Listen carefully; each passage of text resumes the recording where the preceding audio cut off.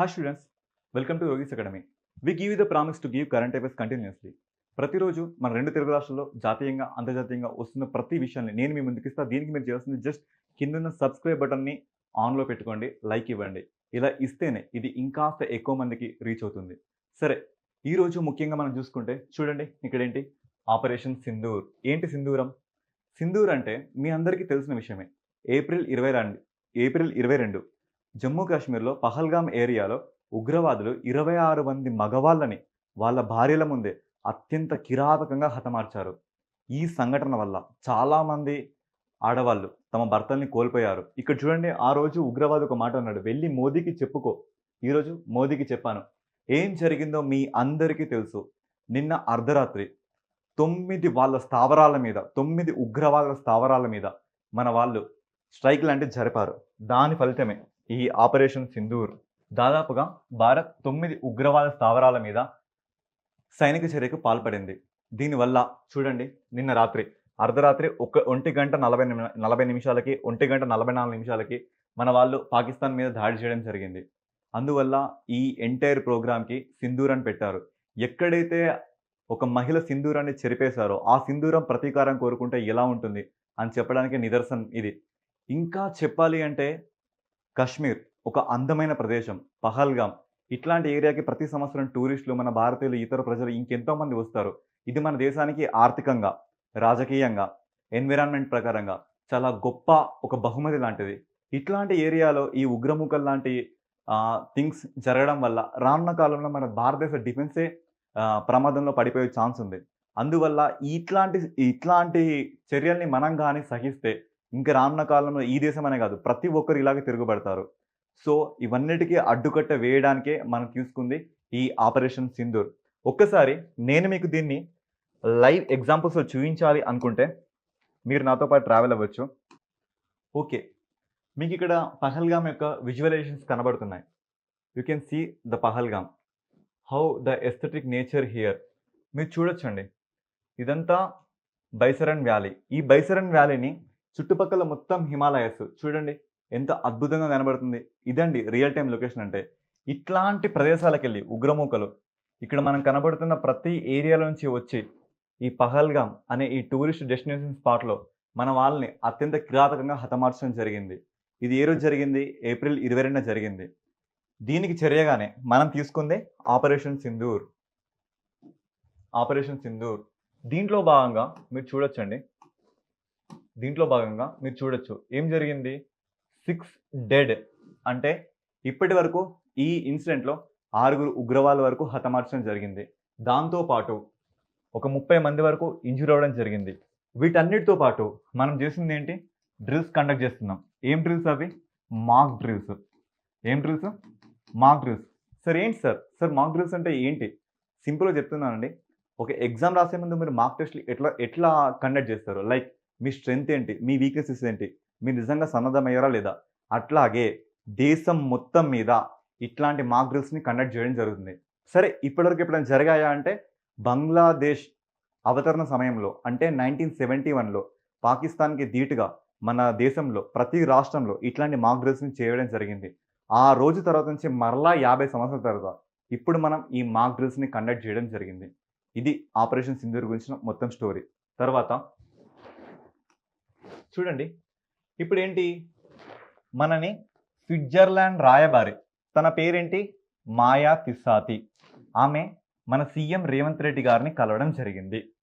Sir ఇట్లాంటి points నుంచి కూడా మనని క్వశ్చన్స్లో అడుగుతారా? ఎస్, అడుగుతారండి. ఇట్లాంటి సినారియో మనని గత ఎగ్జామ్స్లో అడగడం జరిగింది. కావాలంటే ఒక క్వశ్చన్ కూడా ఎగ్జాంపుల్ తీసుకొచ్చా. ఎక్కువగా గ్రూప్ 2, గ్రూప్ 3, గ్రూప్ 1లో ఇట్లాంటి క్వశ్చన్స్ పడ్డాయి. ఒకసారి చూడండి, గ్రూప్ 2లో లాస్ట్ టైం పడిన క్వశ్చన్ ఏంటంటే తెలంగాణ స్కిల్ యూనివర్సిటీకి సంబంధించిన దాంట్లో రాంగ్ ఏంటి, రైట్ ఏంటి అనుకుంటే ఇచ్చి ఏంటి, ఈ యూనివర్సిటీకి శ్రీనివాస్ రాజు కో చైర్మన్గా ఉన్నాడా లేదా, ఆనంద్ మహీంద్రాని చైర్మన్గా పెట్టారా లేదా. అంటే చూడండి, పర్సన్స్ ఇన్ న్యూస్ అంటే కరెంట్ అఫైర్స్లో కానీ మిగతా ఇంకెక్కడైనా కానీ, రీజనల్ కానీ, ఇంటర్నేషనల్ కానీ, నేషనల్ కానీ, ప్రతి దగ్గర ఒక పర్సన్ ఒక ఎమినెంట్ పర్సనాలిటీని కలిసినప్పుడు ఆ క్వశ్చన్స్ని సెంట్రల్ కానీ లేదా స్టేట్ కానీ అడిగే ఒక సినారియో మనకు కనబడుతుంది. ఇక్కడ ఎవరండి?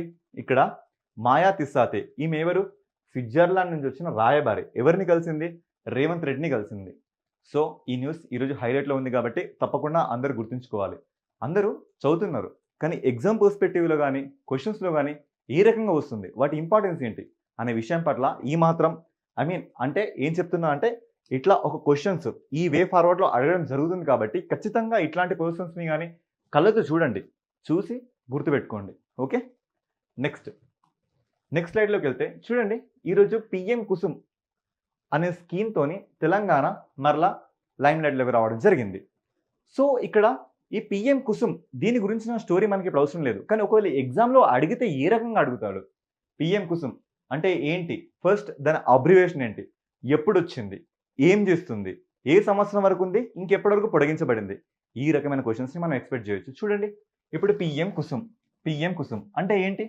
కిసాన్ ఊర్జా సురక్ష ఏవం ఉత్తన్ మహాభియాన్ అంటే ఇదేం చేస్తుందంటే సోలార్ పంపులని ప్రొవైడ్ చేస్తుంది.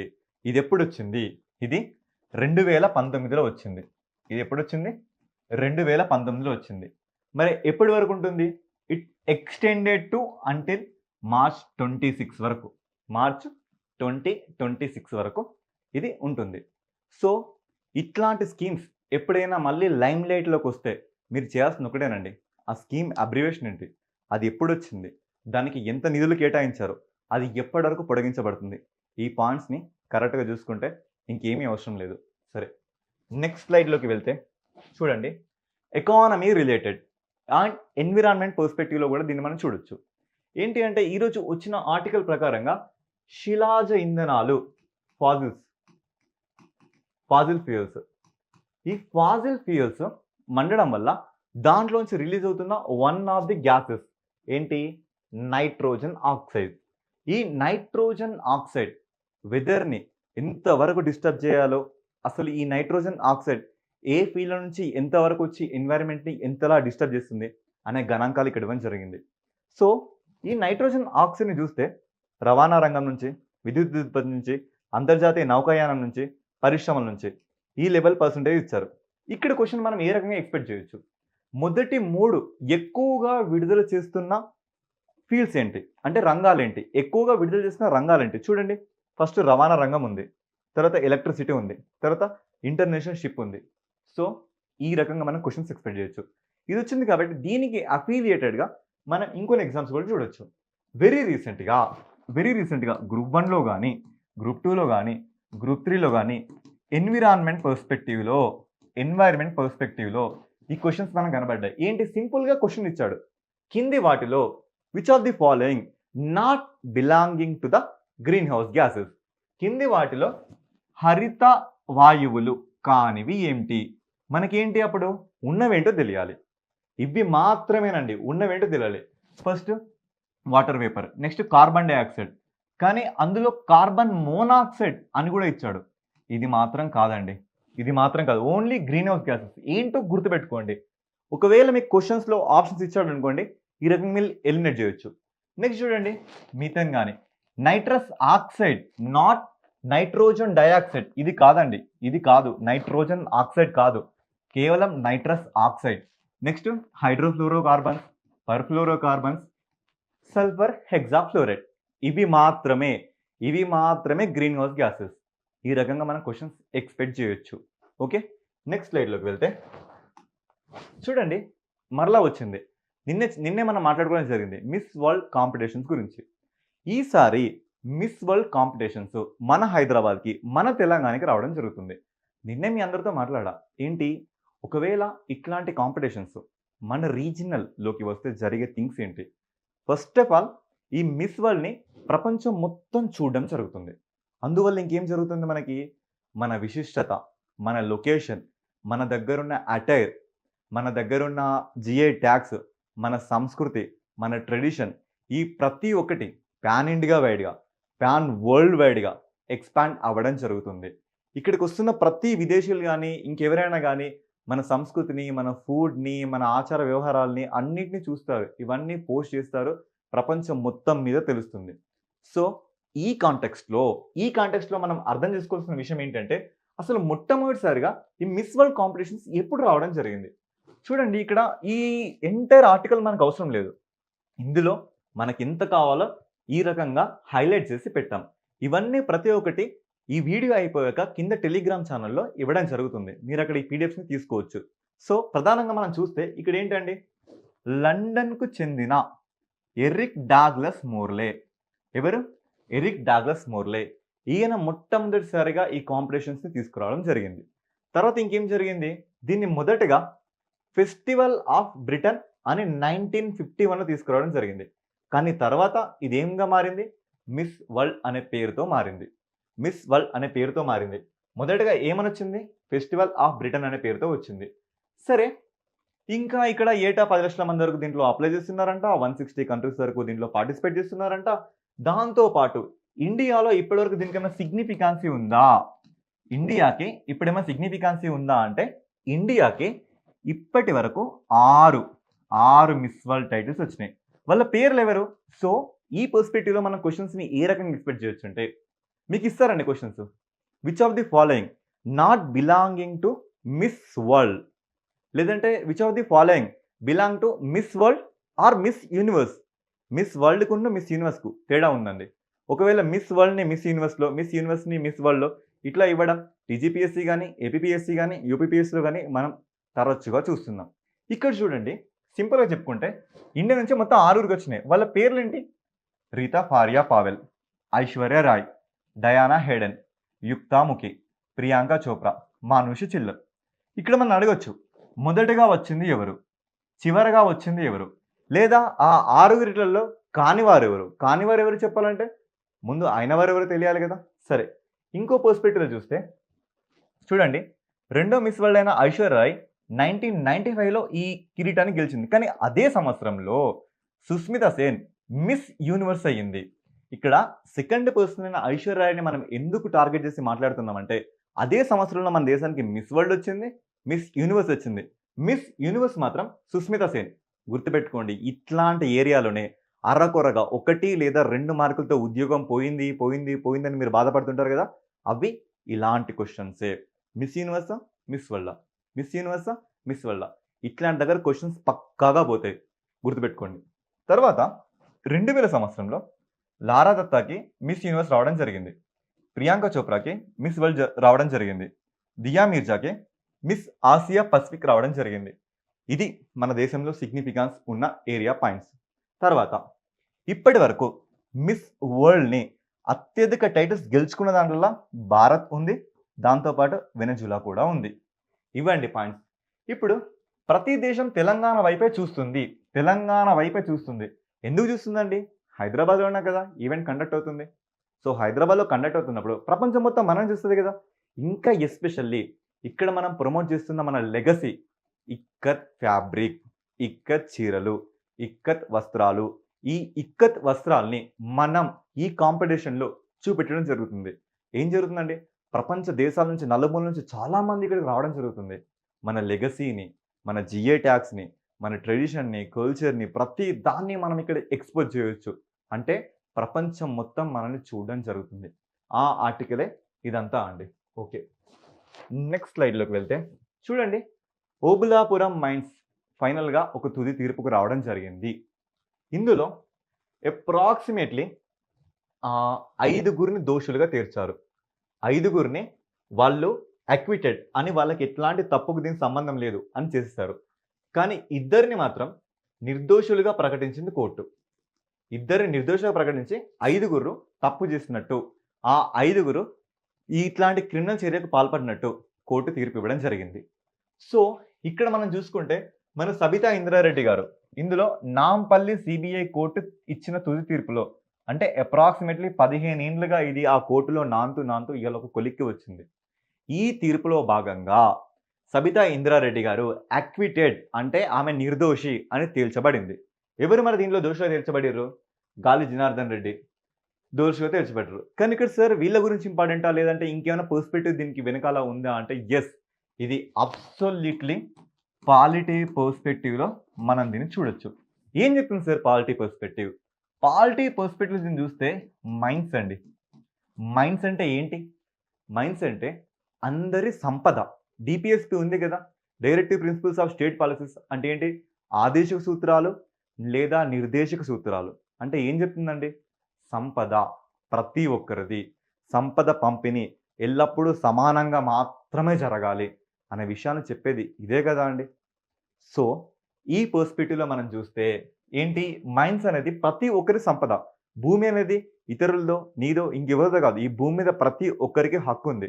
అట్లాంటి హక్కుని కొంతమంది మాత్రమే దీని మీద లీగలైజ్డ్ గాని, పవర్ గాని చూపించడం అది ప్రాథమిక హక్కులకి గాని, ప్రాథమిక విధులకి గాని, ఆదేశిక సూత్రాలు గాని ఏ ఒక్కటి కూడా సమ్మతం కానటువంటి విషయం. అందువల్ల ఇక్కడ మనం తెలుసుకోవాల్సిన విషయం ఇంకేమన్నా ఉంది అంటే ఇది అండి. డీపీఎస్పీ నుంచి ఇక్కడ ప్రధానంగా హైలైట్ అవుతున్న ఆర్టికల్ వచ్చేసి ఆర్టికల్ 39. ఆర్టికల్ 39 ఇదేం చెప్తుంది? సంపద. సంపద అనేది అందరికీ సమానంగా పంచబడాలి అనే విషయాన్ని ఇది చెప్తుంది. దాంతో పాటు ఈ మైన్స్ మీద ఇప్పటివరకు ఏమైనా యాక్ట్ వచ్చిందా సొసైటీ పరంగా అంటే వచ్చిందండి. ఎప్పుడు? 1952లో 1952లో ఈ ఆర్టికల్ రావడం జరిగింది. ఇది ఈ ఎంటైర్ ఆర్టికల్ నుంచి మనం ఎక్స్‌పెక్ట్ చేసే polity view of current affair ఈ రకంగా ఉంటుందండి. నెక్స్ట్ చూసుకుంటే నెక్స్ట్ కూడా ఇదేనండి. ఇదంతా ఓబులాపురం మైన్స్. ఇదంతా ఓబులాపురం మైన్స్. ఎక్కడుందండి ఇది ఓబులాపురం మైన్స్? అనంతపురంలో ఉంది. ఎక్కడుంది? అనంతపురంలో ఉంది. ఏపీ కరెంట్ అఫైర్స్ ప్రకారంగా ఇది ఇంపార్టెంట్ అయిన విషయం. సరే, నెక్స్ట్ అంశంలోకి చూసుకుంటే చూడండి. ఈరోజు ఇంటర్నేషనల్ జాగ్రఫీ రిలేటెడ్ పరంగా వచ్చిన కరెంట్ అఫైర్ ఏంటి అంటే సనా విమానాశ్రయం. ఏం విమానాశ్రయం? సనా విమానాశ్రయం. ఎక్కడుంది అండి ఇది? యెమెన్‌లో ఉంది. ఎవరు దాడి చేసిర్రండి? ఇజ్రాయెల్ దాడి చేసింది. ఎందుకు దాడి చేసింది? హౌతీ రెబెల్స్‌ని తుదముట్టించడంలో భాగంగా యెమెన్‌లో ఉన్న ఈ సనా ఇంటర్నేషనల్ ఎయిర్‌పోర్ట్ మీద దాడి చేయడం జరిగింది. కావాలంటే మీరు దీన్ని చూడొచ్చు. చూడండి. We give real time experience అని మాట్లాడాం కదండీ! ఇదిగోండి. ఇదంతా ఓబులాపురం. ఏ డిస్ట్రిక్ట్ అండి? అనంతపురం డిస్ట్రిక్ట్. ఈ అనంతపురం డిస్ట్రిక్ట్ ఇదంతా మైన్స్. ఇదంతా ఏంటి? మైన్స్. ఇదంతా ఓబులాపురం మైన్స్. ఈ ఏరియా మొత్తం ఓబులాపురం మైన్స్. సరే, నెక్స్ట్ మనం సనా ఇంటర్నేషనల్ ఎయిర్‌పోర్ట్ గురించి మాట్లాడదామని చెప్పాం. చూడండి. ఇంత లైవ్ ఎక్స్‌పీరియన్స్ మీరు నిజంగానే ఎక్స్‌పీరియన్స్ అయ్యారా లేదా? ఒకసారి చూడండి. ఇదంతా సనా ఇంటర్నేషనల్ ఎయిర్‌పోర్ట్.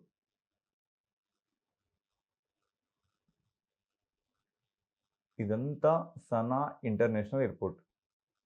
ఎక్కడుంది? యెమెన్‌లో ఉంది.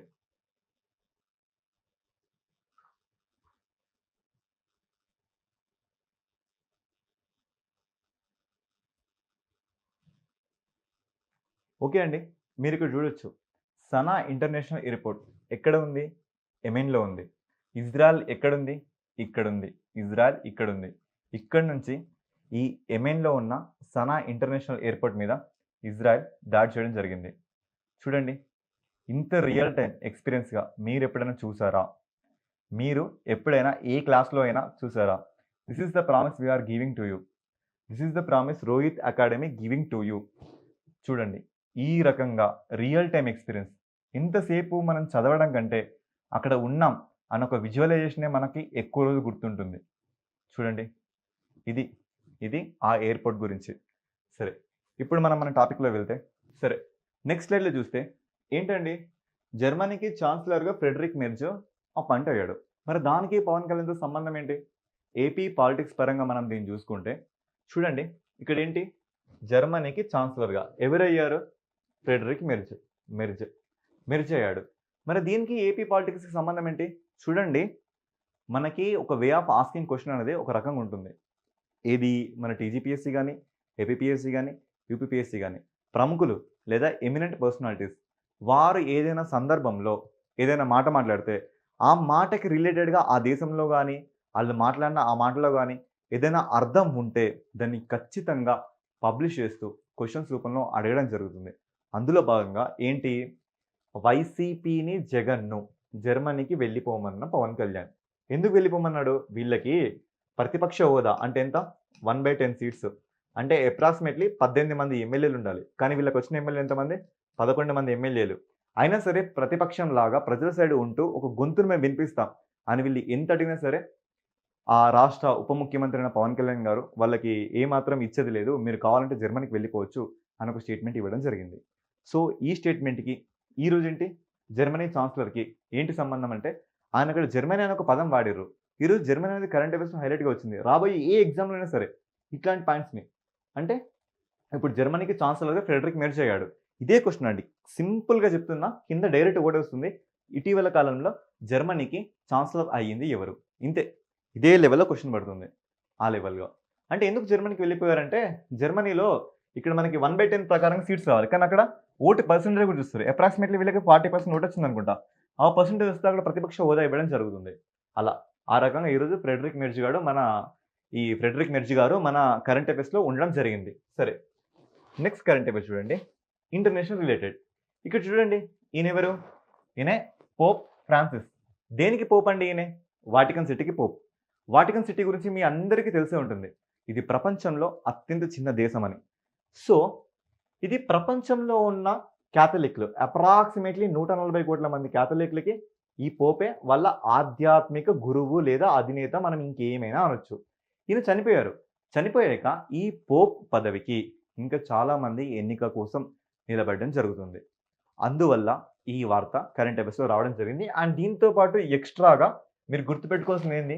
ఈయన ఏప్రిల్ 21న చనిపోవడం జరిగింది. మన దేశం తరపున ఎవరు ఎల్లిర్రు? ద్రౌపది ముర్ము గారు ఎల్లిర్రు. ఎవరు వీళ్ళు? మన దేశ రాష్ట్రపతి. ఈవిడ వెళ్ళడం జరిగింది. సో, వాటికన్ సిటీ ఇది ప్రపంచంలో అత్యంత చిన్న దేశం అని మనం మాట్లాడుతున్నాం.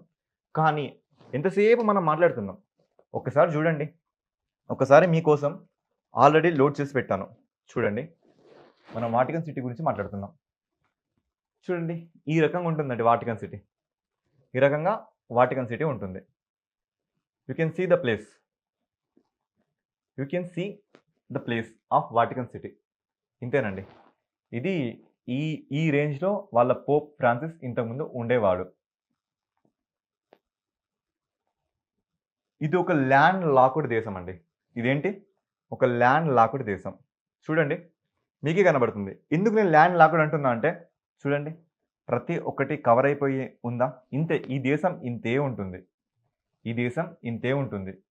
ఈ రోమ్‌లో ఈ దేశం ఈ లెవెల్‌లో మాత్రం ఆక్యుపై ఉంది.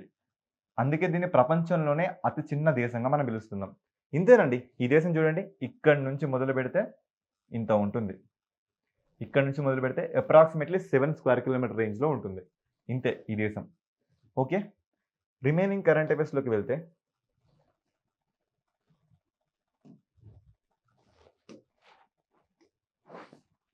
చెప్పాను గదా! మళ్ళీ కొత్త పోప్ కావాలి. ఆ కొత్త పోప్‌కి వీళ్ళందరూ ఆ ఎలక్షన్స్‌కి నిలబడడం జరుగుతుంది. ఓకే. నెక్స్ట్ స్లైడ్‌లో చూసుకుంటే ఇది కంప్లీట్‌గా ఎకానమీ రిలేటెడ్. ఎకానమీ రిలేటెడ్‌లో భాగంగా ఇక్కడ మనం చూడండి ఫ్రీ ట్రేడ్ అండి. ఏంటి ఇక్కడ? ఇక్కడ మనం మాట్లాడుతుంది ఫ్రీ ట్రేడ్ గురించి. ఫ్రీ ట్రేడ్ అకార్డ్స్ అంటే చూడండి తెలుగులో స్వేచ్ఛా వాణిజ్య ఒప్పందం ఖరారు. అడుగుతారండి. ఇటీవలి కాలంలో భారతదేశానికును మరియు ఏ దేశానికి మధ్య స్వేచ్ఛా వాణిజ్య ఒప్పందాలు అమలయ్యాయి? ఎవరికి మధ్య అమలయ్యాయి? చూడండి కనబడుతుంది కదా! బ్రిటన్‌కును భారత్‌కు మధ్య స్వేచ్ఛా వాణిజ్య ఒప్పందాలు అమలు అయ్యాయి. సో ఏం జరుగుతుందండి? స్వేచ్ఛా వాణిజ్య ఒప్పందాలు అమలయ్యాయి. ఏం జరుగుతుంది? సింపుల్‌గా చెప్పాలంటే టాక్సెస్ రెడ్యూస్ అవుతాయి. అంటే ఒక వస్తువు మనకు రూ. 100 దొరికే వస్తువు కనీసం రూ. 90 గాని, రూ. 80 గాని, రూ. 70 గాని ఈ రకంగా తగ్గుతుంది.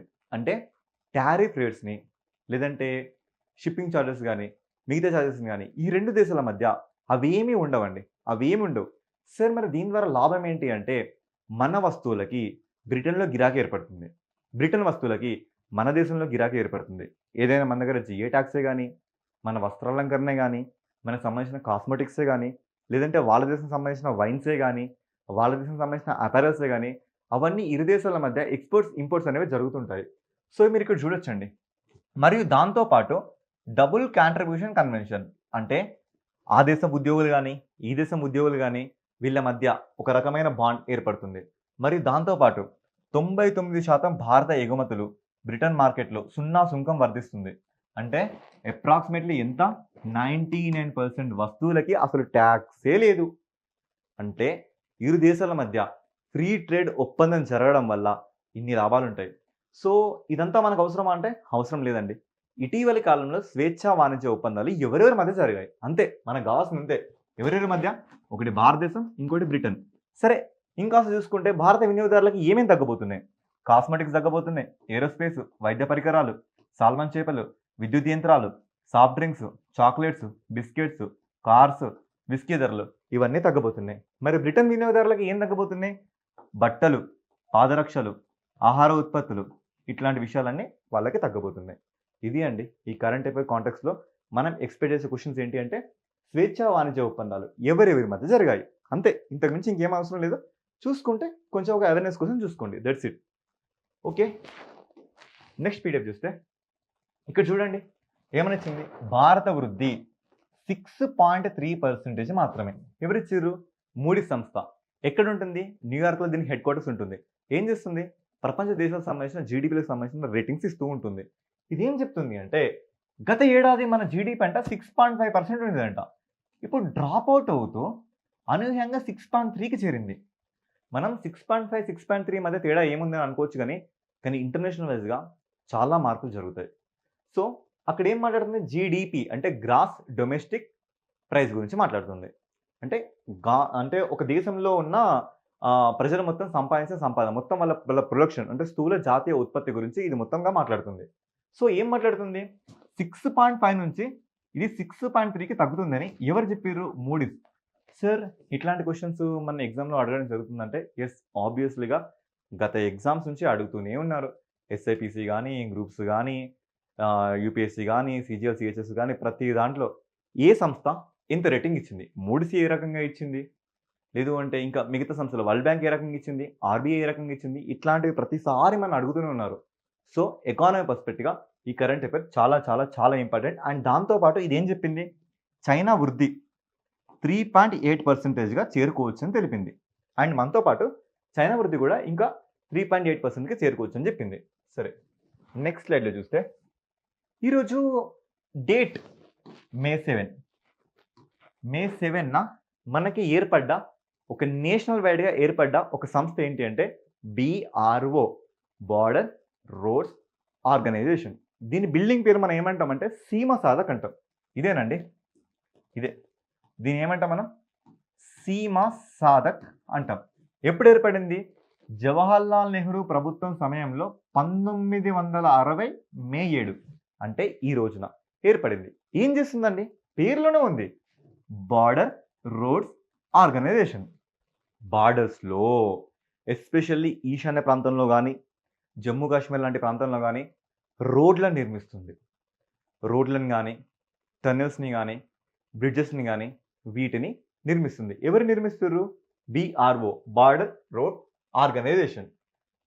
సో, దీని పర్స్పెక్టివ్‌లో మనం చూస్తే మన పొరుగు దేశాలైన ఆఫ్ఘనిస్తాన్, భూటాన్, మయన్మార్, తజకిస్తాన్ ఇట్లాంటి ప్రాంతంలో కూడా కొన్ని సదుపాయాలు కల్పించడం జరిగింది. అంటే రోడ్స్ వేయడం గానీ, టన్నెల్స్ వేయడం గానీ అట్లాంటి పనులు చేయడం జరిగింది. ఇది ఇప్పటి వరకు అంట 1056 వంతెనలు 1056, 6 టన్నెల్స్, 6 సొరంగాలు, 21 ఎయిర్ ఫీల్డ్స్, 21 ఎయిర్ ఫీల్డ్స్‌ని నిర్మించడం జరిగింది. అండ్ ముఖ్యంగా ఇది ఎవరి కింద ఉంటుంది? రక్షణ మంత్రిత్వ శాఖ ఆధీనంలో ఉంటుంది. చెప్పండి. ప్రస్తుతం మన డిఫెన్స్ మినిస్టర్ ఎవరు? రాజ్‌నాథ్ సింగ్. వారి ఆధ్వర్యంలో ఏముంటుంది? బీఆర్ఓ బార్డర్ రోడ్ ఆర్గనైజేషన్ ఇది ఉండడం జరుగుతుంది. అండ్ ఇంకా దీన్ని చూసుకుంటే ప్రస్తుతం లెఫ్టినెంట్ జనరల్ రఘు శ్రీనివాసన్ దీని డైరెక్టర్‌గా ఉన్నాడంట. ఎవరున్నారు? రఘు శ్రీనివాస్ దీని డైరెక్టర్‌గా ఉన్నాడు. దాంతో పాటు ఇది ఇంకేమన్నా నిర్మించిందా అంటే కొన్ని ముఖ్యమైన ప్రాజెక్టులు. అన్ని ప్రాజెక్టులు అవసరం లేదు. కొన్ని ముఖ్యమైన ప్రాజెక్టులు. ఒకటి ఉమ్లింగ్లా, ఇంకోటి అటల్ టన్నెల్, ఇంకొకటి సేలా టన్నెల్. వీటి గురించి మనం వాటి ఇమేజెస్ కూడా ఇవ్వడం జరిగింది. చూడండి. ఉమ్లింగ్లా ఇది ఎక్కడ ఉంటుందండి? లడాఖ్‌లో ఉంటుంది. తర్వాత అటల్ టన్నెల్ ఇది ఎక్కడ ఉంటుందండి? జమ్మూ కాశ్మీర్ అండ్ హిమాచల్ ప్రదేశ్ రేంజ్‌లో పీర్ పంజాల్ రేంజ్‌లో ఉంటుంది. ఎక్కడ? పీర్ పంజాల్ రేంజ్‌లో ఉంటుంది. అలాగే సేలా టన్నెల్ ఇది ఎక్కడ ఉంటుందండి? ఇది ఇది ఖచ్చితంగా వచ్చేసి అస్సాం అండ్ అరుణాచల్ ప్రదేశ్‌లో ఉంటుంది. అదేవిధంగా ఇంకా ఇది ఏం చేస్తుంది? లైక్ ఈ బిల్డింగ్స్‌ని ఆర్ ఈ బార్డర్ రోడ్స్‌ని ఈ వంతెనలి ఇట్లాంటి టనల్స్‌ని ఇది నిర్మిస్తూ వస్తుంది. దాంతో పాటు దీని నినాదం ఏమన్నా ఉంది అంటే శ్రమేణ సర్వం సాధ్యం. ఇది అండి. ఎంటైర్‌గా ఒక బీఆర్ఓ మీద క్వెషన్స్ మనకి ఇవ్వాలి అంటే ఇన్ని రకాల క్వెషన్స్ వచ్చే ఛాన్సెస్ ఉన్నాయి. ఏంటి? ఫస్ట్ దీని అబ్రివియేషన్ ఏంటి? Border roads organisation. ఇది ఏం చేస్తుంది? ఏ మంత్రిత్వ శాఖ కింద ఉంటుంది? ఎప్పుడు ఏర్పడ్డది? ఏ ప్రభుత్వ హయాంలో ఏర్పడ్డది? వెరీ రీసెంట్‌గా ఇది నిర్మించిన ఏమైనా ముఖ్యమైన ప్రాజెక్టులు ఉన్నాయా లేవా? లేదా దీని నినాదం ఏంటి? ఇట్లాంటి క్వెషన్స్ అండి. ఇట్లాంటి క్వెషన్స్ మన సెంట్రల్‌లో గాని, స్టేట్‌లో గాని ప్రతి దగ్గర మనం ఎక్స్‌పెక్ట్ చేయొచ్చు. సరే. నెక్స్ట్ స్లైడ్‌లోకి వెళ్తే చూడండి. ఇది కంప్లీట్‌గా తెలంగాణ హిస్టారికల్ పర్స్పెక్టివ్‌గా మనం ముందే మాట్లాడుకుందాం. కరెంట్ అఫైర్స్ అనేది ఒక సింగిల్ సబ్జెక్ట్ కాదండి. హిస్టరీ గాని, పాలిటీ గాని ప్రతీది దీంట్లో ఇమ్మర్స్ అయ్యి ఉంటుంది. ఈరోజు హిస్టరీ. తెలంగాణ హిస్టరీలో ఖచ్చితంగా ఇట్లాంటి క్వెషన్స్‌ని మీరు గ్రూప్ 1, గ్రూప్ 2, గ్రూప్ 3, గ్రూప్ 4లో చూసారు. ఇప్పుడు వస్తున్న ఎస్ఐ, పీసీ గాని, వీఆర్ఓ ఎగ్జామ్స్‌లో గాని డెఫినిట్‌గా ఇట్లాంటి క్వెషన్స్ మీకు కనబడతాయి. ఖచ్చితంగా ఉంటాయి. ఏంటి ఈరోజు వచ్చిన క్వెషన్ ఏంటి అంటే సిద్దిపేట జిల్లాలో జగదేవ్‌పూర్ మండలంలో మనకి ప్రాచీన ఇనుప పరిశ్రమలు కనబడ్డాయండి. ప్రాచీన ఇనుప పరిశ్రమలు. అంటే పాతకాలంలో ఈ ఇనుముని ఏ రకంగా ఎక్స్ట్రాక్ట్ చేసేవారు? ఈ ఇనుముని ఏ రకంగా వాడేవారు? ఇట్లాంటి విషయాలు కనబడ్డాయి. ఎవరు కనిపెట్టారు వీటిని? తెలంగాణ చరిత్ర బృందం యొక్క కన్వీనర్ అయిన శ్రీ రామోజు హరగోపాల్ గారు. శ్రీ రామోజు హరగోపాల్ గారు మరియు సభ్యుడు అయిన మచ్చ ప్రణయ్ వీటి గురించిన విషయాన్ని న్యూస్‌కి తెలపడం జరిగింది. ఇక్కడ ఇంకేం దొరికినాయి చూడండి. ఇనుప చిట్టెం రాళ్ళంట. ఇవన్నీ ఐరన్‌తోని తయారయ్యాయి. ఇనుప చిట్టెం రాళ్ళు. దాంతో పాటు మమ్మాయి దేవత, వీరభద్రుడు. ఇవన్నీ ఏ కాలానికి చెందినయి? 17th సెంచరీకి చెందినయి. అండ్ వీటిలో కాకతీయ శైలిలో మనకు కనిపిస్తున్న వీరభద్రుడు గాని, ఈ మమ్మాయి దేవత గాని, ఈ చిట్టెం రాళ్ళు గాని ఇవన్నీ మనకు కనబడడం జరుగుతుంది. అప్రాక్సిమేట్‌లీ 17th, 18th సెంచరీకి చెందినవన్నట్టు ఇవన్నీ. ఓకే. నెక్స్ట్ స్లైడ్‌లోకి వెళ్తే చూడండి. మన దేశానికి అంగోలా అధ్యక్షుడు మన దేశ పర్యటనకు రావడం జరిగింది. ముఖ్యంగా దీని కాంటెక్స్ట్ చూసుకుంటే ఇక్కడ నుంచి మనం ఏ రకం క్వెషన్స్ ఎక్స్‌పెక్ట్ చేయొచ్చు అంటే ఈయనేనండి అంగోలా అధ్యక్షుడు. ఈయన పేరు చూడండి. జువా మనువెల్ గోన్జాల్వెస్ లౌరెన్సా. ఇంతొద్దండి. సింపుల్‌గా గుర్తుపెట్టుకోండి. గోన్జాల్వెస్ లౌరెన్సా. ఈయన మన దేశానికి రావడం జరిగింది. సో ఎందుకొచ్చాడు? కాంటెక్స్ట్ ఏంటి? అసలు ఏ కాంటెక్స్ట్ పరంగా తిను రావడం జరిగింది? చూడండి. ఇక్కడ మీకు కనబడుతుంది. విజింజం సీపోర్ట్. ఏంటి? విజింజం సీపోర్ట్.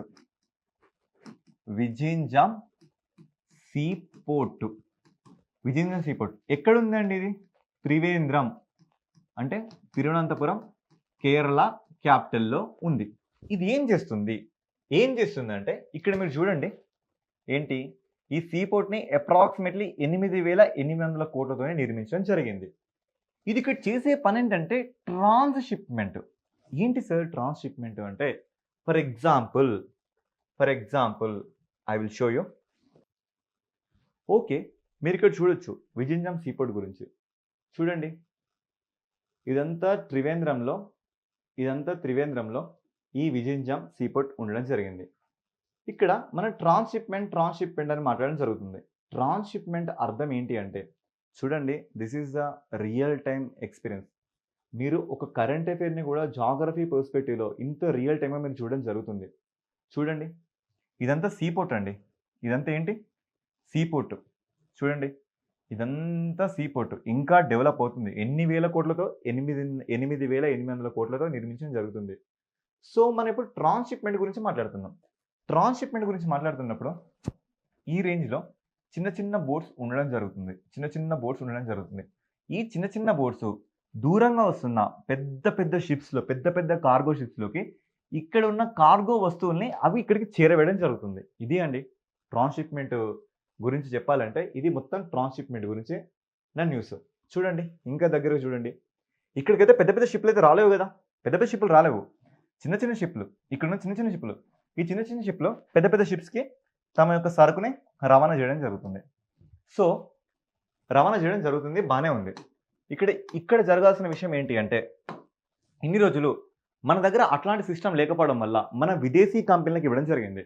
సో మనకి రావాల్సిన ఆదాయాన్ని కూడా ఆ దేశాలు ఆర్జించడం జరిగింది. దీనికి ఒక ఫుల్ స్టాప్ పెట్టడానికి మనం తీసుకొచ్చింది ఏంటి? విజింజాం సీ పోర్ట్. సో, దీనివల్ల భారతీయ పోర్టులు ఏటా 200-220 $200-220 మిలియన్ వరకు ఇన్‌కమ్‌ని లూజ్ అయిపోతున్నారు.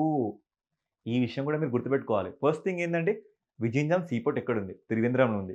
ఇక్కడ జరుగుతున్న ఇష్యూ ఏంటి? ట్రాన్స్‌షిప్‌మెంట్ జరుగుతుంది. అంటే చిన్న చిన్న పడవల సాయంతో పెద్ద పెద్ద కార్గో షిప్‌లోకి మనం వస్తువుని రవాణా చేస్తున్నాం. దీనివల్ల అంటే ఈ ఫెసిలిటీ మన దేశంలో లేకపోవడం వల్ల మనం అప్రాక్సిమేట్‌లీ ఎంత ఇన్‌కమ్ లూజ్ అవ్వడం జరిగింది? $200-220 మిలియన్ వరకు మనం లూజ్ అవ్వడం జరిగింది. నెక్స్ట్ చూడండి. అయితే ఈ ప్రపంచ cargo transshipment Singapore, Colombo, Oman, Dubai వంటి విదేశీ పోర్టులు జరుగుతుంది. దీన్ని కూడా మన దేశానికి తీసుకురావడమే ఈ ప్రాజెక్ట్ యొక్క ఉద్దేశ్యం. అంటే ఇట్లాంటి ప్రాజెక్టులు వేరే దేశంలో జరుగుతున్నాయి. సో, ఈ సందర్భంగా అంగోలా అధ్యక్షుడైన ఎవరు? గోన్జాల్వెస్ లౌరెన్సా 4 రోజులు భారతదేశ పర్యటనకు రావడం జరిగిందండి. ఇట్లాంటి పర్స్పెక్టివ్‌లో మనం ఆలోచించిన విషయం ఏంటంటే, అంగోలా రాజధాని ఏంటి? అంగోలా అధ్యక్షుడు ఎవరు? ఎక్కడికొచ్చాడు? ఇంతకుముందు ఎప్పుడైనా వచ్చారా? లేదా వస్తే లాస్ట్ టైమ్ ఎప్పుడు రావడం జరిగింది? వాళ్ళతో మన దేశానికి దౌత్య సంబంధాలు ఎప్పుడు ఏర్పడడం జరిగింది? ఈ రకంగా సెంట్రల్‌లో గాని, స్టేట్‌లో గాని మనం చాలా రకాల క్వెషన్ చూస్తున్నామండి. ఒకటి గుర్తుపెట్టుకోండి. ఆస్పిరెంట్ అనేవాడు ప్రతిరోజు తనని తాను అప్డేట్ చేసుకుంటూ ఉండాలి. సో, అప్డేట్ చేసుకోకపోతే ఈ ఫీల్డ్‌లో ఉండడం చాలా అంటే చాలా కష్టమండి. చూడండి, ఈరోజు భారత్, అంగోలా సంబంధాల గురించి మాట్లాడితే ఇది 1975లో పోర్చుగీస్ నుంచి ఇది విముక్తి చెందింది. Not Britain. మళ్ళీ ఒకవేళ ఆప్షన్స్‌లో 1975లో ఇది బ్రిటిష్ నుంచి వలస నుంచి విముక్తి పొందింది అని రావచ్చు. కాదు. ఇది బ్రిటన్ కాదు. ఎక్కడి నుంచి వచ్చింది? పోర్చుగీస్ నుంచి ఇది విముక్తి పొందడం జరిగింది. దాంతో పాటు ఈ అధ్యక్షుడు ఎవరు? మన గోన్జాల్వెస్ లౌరెన్సా. ఈయనేంటి? పహల్గామ్‌లో మృతి చెందిన ఆ 26 మంది భారతీయులకి తన సంతాపాన్ని తెలపడం జరిగింది. దాంతో పాటు ఇరు దేశాల మధ్య అధికారికంగా దౌత్య సంబంధాలు 1985లో ఏర్పడ్డాయి. ఎప్పుడు ఏర్పడ్డాయండి? 1985లో ఏర్పడ్డాయి. దీనికి స్వాతంత్రం ఎప్పుడొచ్చిందండి? 1975లో రావడం జరిగింది. దాంతో పాటు మనం దీని రాజధాని అయిన లువాండా, ఏంటి దీని రాజధాని? లువాండా. ఈ లువాండాలో 1986 నుంచి మన ఎంబసీని, మన రాయబార కార్యాలయాన్ని మనం అక్కడ ప్రారంభించడం జరిగింది. దాంతో పాటు ఇది మన నెహ్రూ గారు తీసుకొచ్చిన అలీన ఉద్యమంలో కూడా ఒక భాగస్వామ్యమే ఇందులో ఉంది. తర్వాత ఈ అంగోలాకి భారత్ అందులో అంగోలా 1976లో చేరింది. దేంట్లో చేరింది? నాన్ అలైన్డ్ మూవ్‌మెంట్‌లో, అలీన ఉద్యమంలో ఎవరు? భారత్‌తో పాటు అంగోలా 1976లో చేరడం జరిగింది. ఇంకా చూసుకుంటే అంగోలా అధ్యక్షుడు భారతదేశంలో పర్యటించడం 38 ఏండ్లల్లా ఇదే తొలిసారి అంట. ఇదే అండి. ఇది సూపర్లేటివ్ పాయింట్. ఇది ఇందులో నుంచి క్వెషన్ పర్స్పెక్టివ్‌లో ఎక్కువగా అడగడానికి ఆస్కారం ఉన్న ఏరియా. ఇంతవరకు ఎప్పుడైనా మనం సందర్శించారా? లేదా చిట్ట చివరిసారిగా ఎప్పుడు సందర్శించారు? 38 ఏళ్ల తర్వాత. This is the first time he visited India. ఇట్లాంటి పర్స్పెక్టివ్‌లో మీరు క్వెషన్ చూడొచ్చండి. డెఫినిట్‌గా ఇప్పుడు జరుగుతున్న ఆర్ఆర్‌బీ గాని, సెంట్రల్ గాని మీరు ఇట్లాంటి క్వెషన్స్ ఖచ్చితంగా చూస్తారండి. సరే, మన నెక్స్ట్ స్లైడ్‌లోకి వెళ్తే చూడండి. It is a good news for Telangana students. ఏంటి? ఈ ఎంటైర్ ఇష్యూస్‌లో మనం చూస్తే ఒకటి మనకు కనబడుతుంది జాబ్ క్యాలెండర్. ఆర్థిక శాఖ అనుమతితో 2 నోటిఫికేషన్‌లు. అవి ఏంటంటే ఇంకా క్లారిటీ లేదు. బట్ ఖచ్చితంగా మన దగ్గర నోటిఫికేషన్ ఉంది. ఎవరండి? కొత్త సీఎస్, కొత్త కార్యదర్శి రామకృష్ణరావు. నిన్నే మనం మాట్లాడుకున్నాం కదా! మన కార్యదర్శి ఎవరు? మన చీఫ్ సెక్రటరీ శాంతికుమారి గారు వెళ్ళిపోవడం జరిగింది. కొత్తగా రామకృష్ణరావు రావడం జరిగింది. సో, ఈ విభాగంలో పోలీస్ శాఖలో ఖాళీల భర్తీ. It is a good news for SIPC police students. ఏంటి? It is a good news for SIPC police students. ఏంటి? మన కార్యదర్శి, మన చీఫ్ సెక్రటరీ రామకృష్ణరావు ప్రకటించడం జరిగింది. ఖచ్చితంగా ఈ నెలాఖరులో మనం ఒక 2 నోటిఫికేషన్ ఎక్స్‌పెక్ట్ చేయొచ్చంట. ఏంటి ఆ 2 నోటిఫికేషన్‌లు? ఒకటి పోలీస్ శాఖలో మనం ఖచ్చితంగా ఈ ఖాళీల భర్తీని చూడొచ్చని చెప్పారు. సో, గ్రూప్స్ గాని, పోలీస్ గాని, గురుకుల ఉద్యోగాలు గాని, మిగతా అన్ని ఉద్యోగాలు ఒక రకంగా చెప్పాలంటే ఇది నిరుద్యోగులకి ఒక పండగ వాతావరణం తీసుకురావడం జరుగుతుంది. ఓకే. నోటిఫికేషన్స్ వస్తాయి. ఎగ్జామ్స్ కండక్ట్ అవుతాయి. కానీ మీ ప్రిపరేషన్ ఎక్కడి వరకు వచ్చింది? నిజంగా మీ ప్రిపరేషన్ ఒక స్టాండర్డ్‌లో ఉందా? ఇప్పుడు కరెంట్ అఫైర్స్ చూస్తున్నారు. ప్రతి ఒక్కటి మీకు ఒక రియల్ టైమ్ వ్యూలో రోహిత్ అకాడమీ ఇవ్వడం జరుగుతుంది. సో, ఖచ్చితంగా ఇట్లాంటి డేటాని మీరు సద్వినియోగం చేసుకోగలరు. అండ్ చివరగా సో థ్యాంక్ యూ. అండ్ ఇప్పటి నుంచి మీకు రోహిత్ అకాడమీ బైలింగ్వల్‌లో కంటెంట్ ఇవ్వడం జరుగుతుంది. పీడిఎఫ్స్ మాత్రం ఖచ్చితంగా మేము మీకు టెలిగ్రామ్ గ్రూప్‌లో ఇస్తామండి. పీడిఎఫ్స్ మేము ఖచ్చితంగా ఈ పీడిఎఫ్‌ని మీకు టెలిగ్రామ్ గ్రూప్‌లో ఇవ్వడం జరుగుతుంది. దాంతో పాటు కొన్ని ప్రాక్టీస్ క్వెషన్స్ కూడా ఇవ్వడం జరుగుతుంది. సో డెఫినెట్‌గా ఇట్లాంటి వీడియోస్ ఇంకా ఎక్కువ మందికి రీచ్ అవ్వాలంటే లైక్ చేయండి. ఖచ్చితంగా లైక్ చేయండి. మీ సజెషన్స్ ఇంకేమైనా మీరు మా నుంచి ఎక్స్‌పెక్ట్ చేస్తే తప్పకుండా కామెంట్ మాత్రం చేయండి. సబ్స్క్రైబ్ చేసి బెల్ బటన్‌ని ఆన్ మోడ్‌లో మాత్రం పెట్టండి. ఓకే. Thank you.